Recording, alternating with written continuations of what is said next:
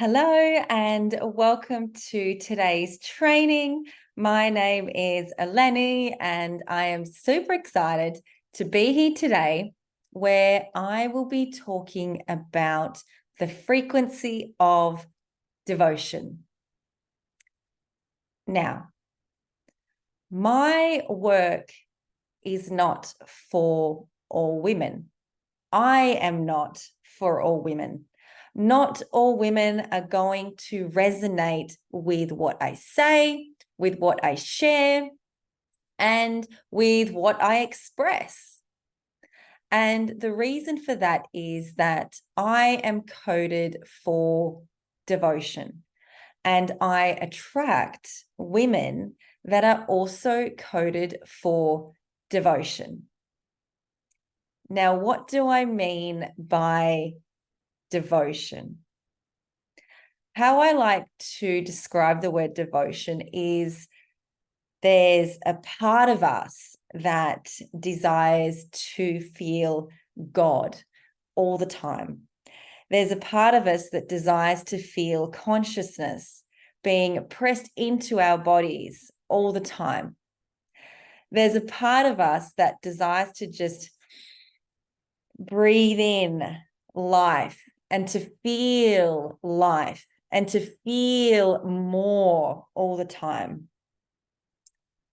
There is a deep part of the feminine that will never feel satisfied with what she receives from a man. The feminine, she's always going to want more. And if we're being real with ourselves, this yearning to just feel more and to receive more love, to receive more of just leadership, to feel more of everything. A man, a mortal man, will never be able to satisfy this within us. And so we must go to God. We must go and connect into the divine, to fill ourselves with this devotion, to fill ourselves with what we need.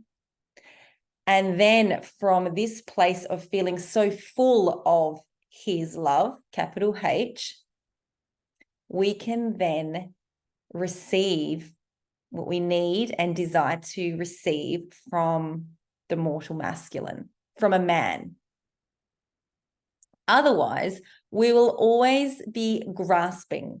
We'll always be wanting and wanting and wanting, and it's not going to feel good in our bodies, and it's not going to feel good in a man's body either. And so what the frequency of devotion is the part of us that is willing and wants to take ourselves and to be taken to the altar of sacrifice, to die again and again and again and again in the name of love. It's a part of us that's willing to give up our ego, to free love. It's the part of us that desires to just really move deeply into our bodies, to feel more, to experience more, to know more, to just be ravished into obliteration. It's that depth of love that devotion takes us to. It's that depth of feeling that devotion takes us to. Devotion is an erotic charge that we feel within us, and we feel God being pressed into us through the love of a man.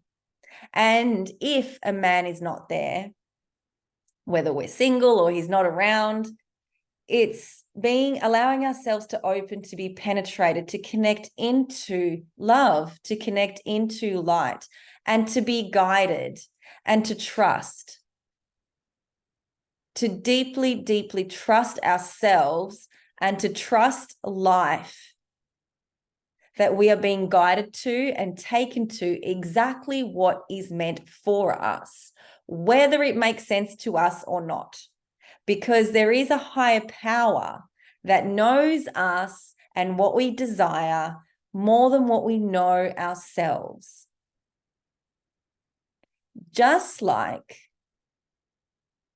there is a man out there for you that can know parts of you better than what you know yourself. Can you trust yourself enough to trust him to lead you, to open you, and to take you into deeper places within yourself that you cannot take yourself? What I'm speaking to here is a depth of love that it takes inner work to get to. It's not something that you just have. Okay? And there are a lot of women that don't resonate with what I say. And that's great. I mean, not everyone's going to resonate with what I'm saying. Not everyone's going to like what I'm saying. Not everyone's going to agree with what I'm saying. What I'm here to do is to stay connected to me, to my heart, to my truth, and to do my inner work so then I become a magnet for what other women need and desire. They're the ones that are going to be attracted to me. So my devotion is to God and to myself, and then to a man. If we're making our devotion about a man first, we will continually collapse, because there is no way a man can fulfill our every need and desire all the time. We must know how to go within ourselves, how to sink deeply into our own heart, into our womb, into our bodies, and to open to receive him.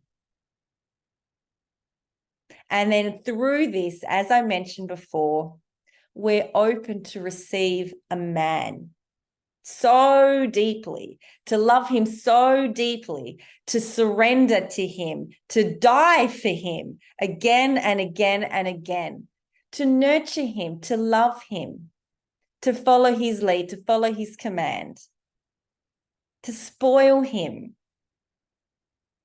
And most importantly, and I think I've mentioned this before a couple of times, to trust him. Because the masculine, above all else, wants to know that you trust him. The feminine, she has a deep desire to feel seen. She wants to feel seen. And this is the dance. This is what makes us different, man and woman, but also what makes us complement each other. This is what magnetizes each other, magnetizes us to each other. This is what it is. It's our differences that bring us together and that makes us radiate a beautiful light. So, devotion. It feels so good. And then there's eros, the part of us that desires to feel and know ourselves more through the love of another. Feel that move through your body. Breathe that in. And when you're so full of this energy, of this frequency, you can then open and breathe it into your partner. And if you don't have a partner, you can just feel your own energy and your aura with it. Become so full of yourself is one of my favorite sayings, and you'll hear me say again and again and again and again. Become so full of yourself.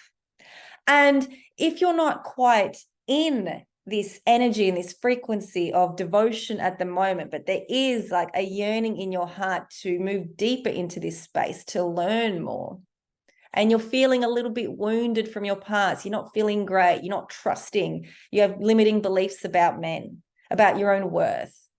This is your next step, to move deeper into your feminine embodiment. Because once we move out of all of this past history, this trauma, this density, we start to feel different about ourselves, and a new reality for us opens up as well. We start to think differently. We start to see differently. And so we start to move differently through the world. We start to attract different people, different things, different experiences. But this is the work. This is our work as women, devoted women of the rose. And the rose, and I'll leave you with this, the rose has its beautiful petals and it also has its thorns. We cannot truly know life without knowing what and feeling the thorn, as well as feeling the beautiful colors of life and experiences as well. It's learning to dance with both. It's learning to hold both. It's learning to be okay with both and to surrender it all in the name of love.